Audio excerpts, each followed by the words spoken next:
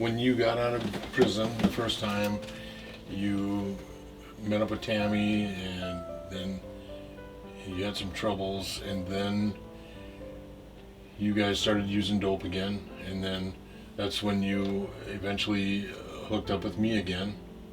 Yeah.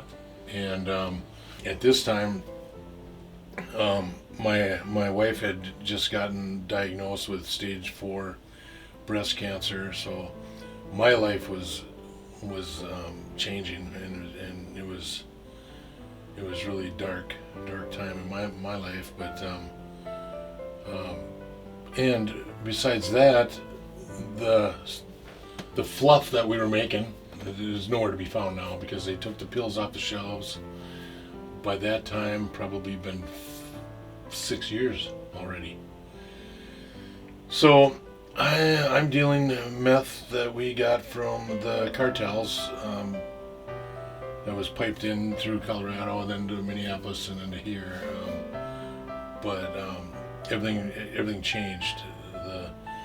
The friendly backyard hanging out in shops and working on stuff, that kind of was gone.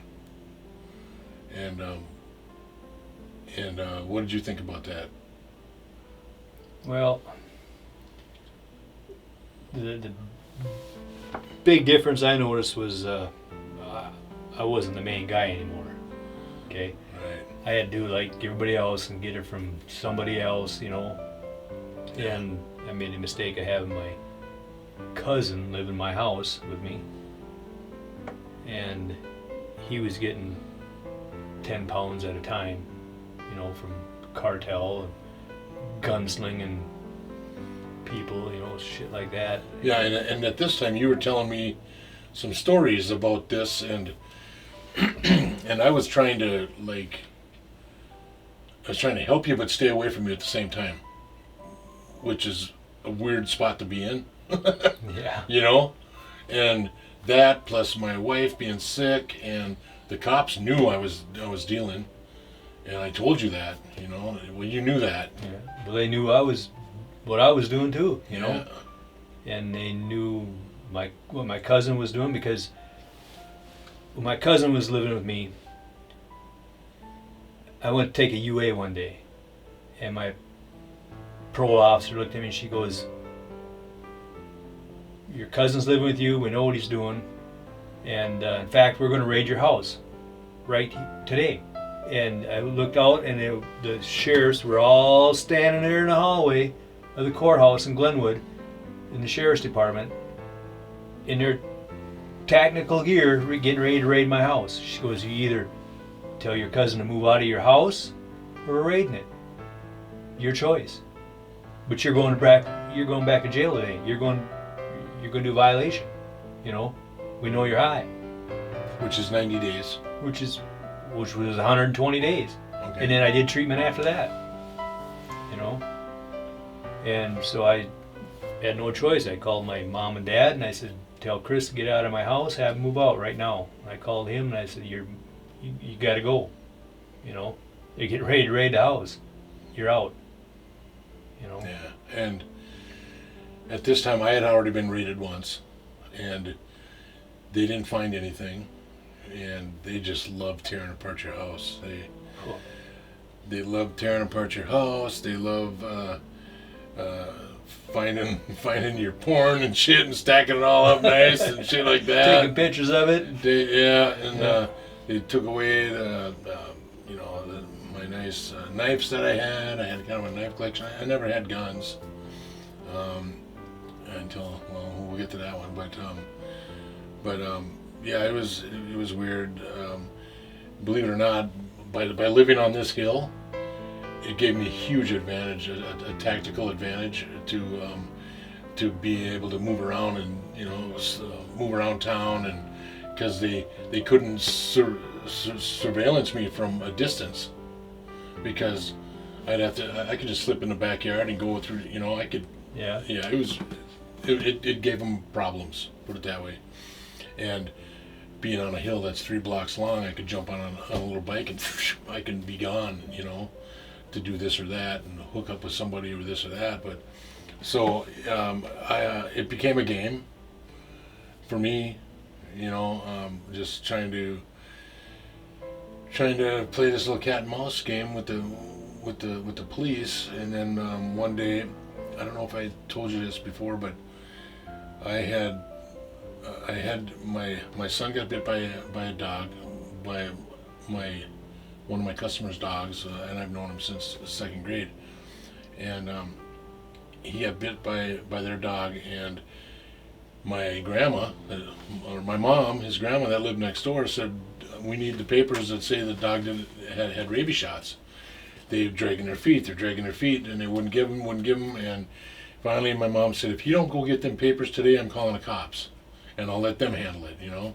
I said, don't worry. I jumped on my bike, I cruised down a hill, and they had the papers, but while we were there, we got high, you know, fucked around for an hour, getting high and shit. And when I came home, Mom and Dad, I walked in the house, and they're looking at me like fucking pissed, like the look that you never want to see on your parents' face, you know. And they're like, what's wrong with you guys? And they said, get your family and your dogs, because I was living in their basement, and get the fuck out of my house. You got till Monday. I'm like, whoa, wait, what's going on? Well, while I was down there, she did call the cops, and the cop come up, and the cop said, well, where's Joe now? And she said, well, he's down at so-and-so's house getting the papers. And she goes, oh, he's with him? Well, don't expect him back too soon, because they're probably out getting high. And my mom's like, excuse me, what, do you know my son? He goes, oh yeah, we all know your son. He's been running around town selling drugs up and down these streets for a long time. And I'm like, what? You know, I'm trying to lie my way out of it. Like, what? And you believe him? You know? And they're like, well, why wouldn't we? I go, because they're just out to get me, or I don't know what I said, you know. But anyways, that night I jumped on my bike, I coasted down to the drugstore and got a drug test, and I came back, and I had Devin, my son, who's about 8 at the time, piss in a cup. I said, I'm going to go get a drug test, I said to my wife, and have him piss in his cup. I'll be right back. So then that evening, Dad was in his room upstairs, you know, and he come walking out, and I was in the kitchen in my boxer shorts, and he's going, what are you doing? And I go, well, I got this drug test. I'm going to prove to you that I'm clean and I don't do drugs. And oh yeah. So I went into the bathroom. I come out, and just like a light switch, you know, now Mom and Dad are on my side. I didn't have to move out, and that was at that time, it was me saying fuck you to the cops, you know.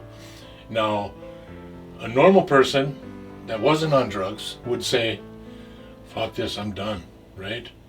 But no, when you're on meth, it empowers you, like them motherfuckers. Oh, now you feel unstoppable, you know, because I'm gonna now it's me against the cops. So now it's on, motherfuckers, you know. That's the way the meth mind works. Would you agree with that? Yeah. Yeah. Yeah. And so then I went on another tear for another, you know, how many years? Yeah, every time I get stopped or something like that there, and they searched and they couldn't find nothing because I had it hid so well, or yeah, you know, you would think the normal person would go, I'm done. But no. No. They're stupid, you know. I can get by with this, you know. Yeah, you say the fuckers, or what I thought is God's looking out for me, or some stupid shit, you know. I always thought I was too slick, you know. Yeah, I'm righteous, yeah, or some shit. So you always got a way to justify your means, you know. And yeah. So anyways, moving forward, and then my wife gets sick. And at this time, I was picking up an ounce at a time and just pushing 8 balls, you know. And that's about where I was at. And then you and your cousin were doing your thing, and we were just running around like fucking crazy, me and you know. And then And then I was dealing with people who were really scary, They're just, and it's like, how the fuck did I end up here, What is going on? What happened to my old buddies, Some of them died, some of them went to prison, some of them got clean. Not very many got clean, but yeah.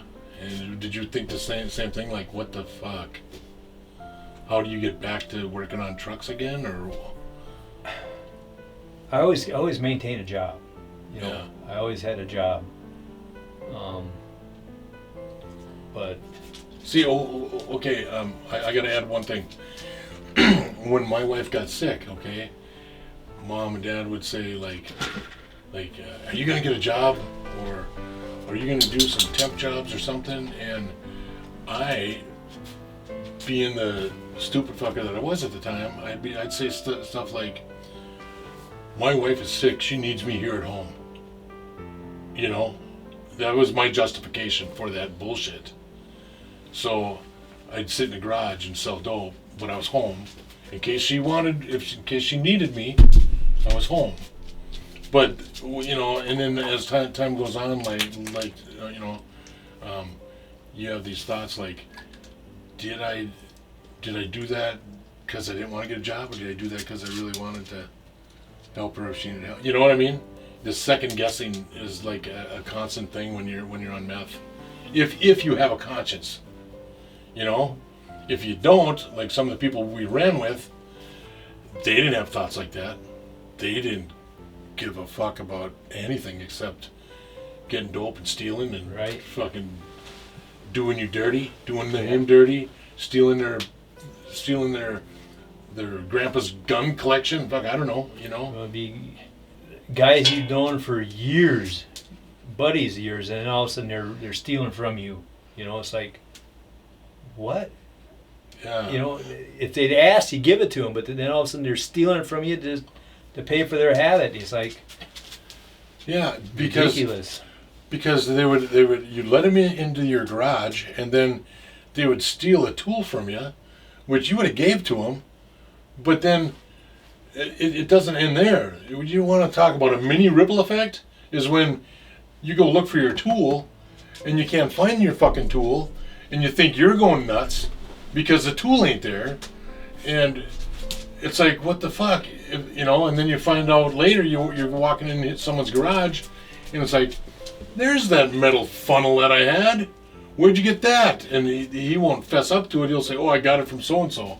Well, now, did he really get it from so-and-so, or did he just steal it? And it's chaos. It's total chaos. Well, it's like I told you once before, my own wife would take stuff of mine and sell it to her ex-husband. What? Why? It's just the dirty shit that they do when they're on drugs, And some of them fucking steal from one friend and put it in another friend's garage. Right. To fucking fuck with them. To turn him against him and this and that. Just because that guy was maybe his right-hand man. And he didn't like that, so he wanted to ease in on him. It was all dirty fucking... I was dating this one chick, and a couple people called, wanted to ride to Little Falls to get a vehicle that they were buying on a deal. So I let him and his girlfriend in the back of my Ford Explorer, and we went up to Little Falls to drop him off his vehicle, and this chick I was dating, she was mad about it, just mad. Anytime there was another female in my vehicle, she was just mad about something, Well, we got up there, and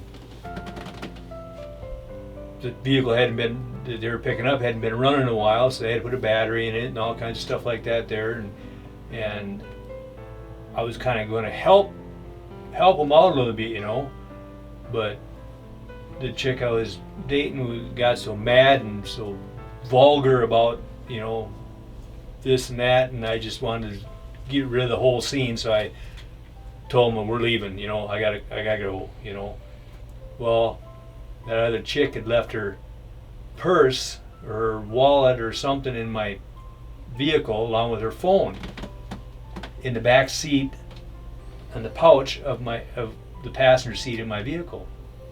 So we're driving down the highway coming back to St. Cloud, and all of a sudden her phone rings. And I'm looking like, what the hell? And the chick I'm with, she reached in the back and got that phone and found the wallet there. And I said, put it back, you know, because she actually going to throw it out the window and stuff. I said, put it back, you know. These are friends of mine. Put it back. You're not going to destroy it. You're not going to throw it out the window. You're not going to do anything like that. They're going to get it back, you know. Well, I went to the Quick Trip, stopped at Quick Trip, and I went in there and I was going to use the bathroom, buy a pop, whatever, you know. And when I'm in the bathroom, she calls me, and she's doing something goofy. I could hear her rumbling, you know, doing something goofy, and I'm thinking, okay, I gotta go out here and check this out. So I quick get out the door, and she's outside, and she's got that wallet in her hand, you know. I said, put that shit back, you know. I'm telling you, you put it back, or I'm gonna be pissed off, you know. So she puts it back, stuff like that. We get out to this other dude's place when we meet these people up again, you know, right? Give them their stuff back, give her phone, stuff like that, and her wallet, stuff like that. A couple days later, she's telling me, she goes, yeah, my credit card's gone, my ID's gone, everything like that there. And I'm going like, what? And so I asked this other chick I'm dating, I said, where's that stuff at? Well, I don't know. You know, somebody else must have took it out of your vehicle, you know, or it wasn't in there at all, you know. Well, she finally fessed up about 2 weeks later that she'd taken the shit out of there and she burnt it in the dude's wood stove when we got out there, you know. She just, Yeah. you know, just for aggravation. Out of spite. You know, out of spite, because in the drug world, I mean, everybody's fucking everybody, Yeah. you know, and I mean, I wasn't screwing the other chick or anything like that. I mean, she was my buddy's girlfriend. Right.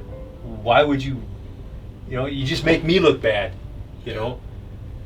But Right. they don't think about that kind of crap. They just want to do something dirty to somebody else all the time, you know? Yeah.